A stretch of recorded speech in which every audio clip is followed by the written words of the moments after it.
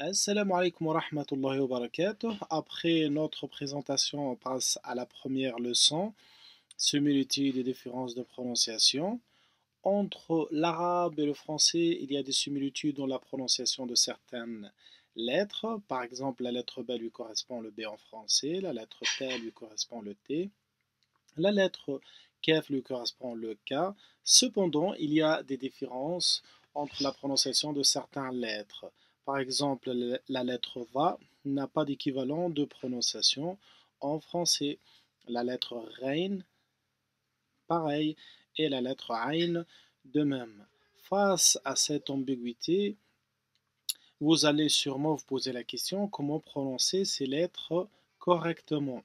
C'est ainsi que vous allez rencontrer un tas de méthodes d'apprentissage où chacun il propose sa façon de prononcer les lettres. Le tableau suivant présente des exemples réels tirés d'Internet et de certains manuels.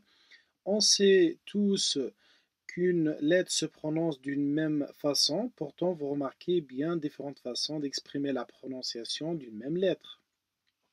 En plus, l'utilisation des symboles sur les lettres est en contradiction avec l'objectif de la phonétique qui doit rendre la prononciation facile et non pas la rendre encore plus compliquée. Devant cette multitude de phonétiques de prononciation, le francophone va être perdu. Quelle prononciation va-t-il choisir? Laquelle est correcte? En s'appuyant sur de telles phonétiques de prononciation, le francophone va croire qu'il prononce correctement alors qu'en vérité il prononce les lettres arabes en français.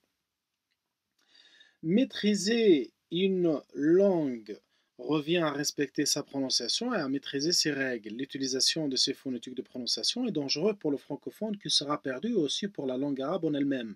L'arabe, comme toute langue littéraire, se prononce d'une façon unique. Et si chacun la prononce à sa manière, on ne pourra plus la spécifier comme une langue littéraire, mais plutôt comme un ensemble de dialectes. La prononciation doit être unique et doit obéir à des règles bien précises. Afin d'atteindre ce but, il faut respecter la spécificité de la prononciation de certaines lettres pour chaque langue. Afin de prononcer tel un arabophone, il y a deux règles à respecter. La première règle concerne la présentation lors de la phonétique. On va voir ça quand on arrive à l'exemple pratique. Les lettres qui n'ont pas d'équivalent de prononciation en français, on ne doit pas chercher à les représenter avec des combinaisons des lettres en français. Ça, c'est complètement faux.